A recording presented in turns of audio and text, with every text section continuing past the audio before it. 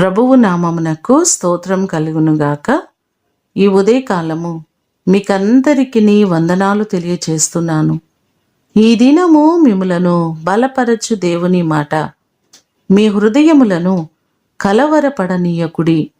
యోహాను సువార్త 14వ అధ్యాయము 27వ వచనం. యేసు తన శిష్యులతో ఈ మాటలు అంటున్నారు. నా శాంతిని మీకు అనుగ్రహించి వెళ్ళుచున్నాను. లోకమిచ్చినట్లుగా నేను మీకు అనుగ్రహించలేదు. మీ హృదయమును కలవరపడనీయకుడి, వెరవనీయకుడి అనే మాటలు మనకు కనబడుతున్నాయి. చాలాసార్లు మనము కలవరం చెందుతున్నాం, ఆలోచిస్తున్నాం, ఏమీ తోచక దిక్కుతోచని పరిస్థితులను నలిగిపోతున్నాం. మీకున్నటువంటి కలవరములన్నిటి నుండి ఆయన మిమ్మల్ని విడిపించి నెమ్మదిని కలుగు చేయునుగాక. ప్రార్థన చేసుకుందాం. సకల ఆశీర్వాదములకు కారణభూతుడవైన మా ప్రేమ కలిగిన పరలోకపు తండ్రి, మీ పాదములకు వందనాలు, స్తోత్రాలు.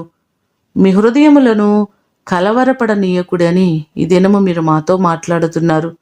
మాకున్నటువంటి ఆలోచనలు, ఆందోళనన్నిటి నుంచి మీరు విడిపించండి. ఈ దినమంతా కూడా నీ కృపా సమాధానములు మాకందరికీ మీరు కలుగ చేయండి. మా ప్రియులెల్లరినీ నీ హస్తాలకు అప్పగిస్తున్నాం.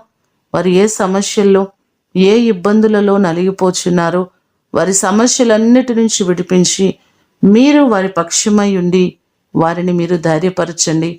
నీ కృపా సమాధానములు ఈ దినమంతా కూడా మీరు కలుగ చేయమని యేసు అతి శ్రేష్టమైన నామమున అడిగి వేడుకొని పొందియున్నాము తండ్రి.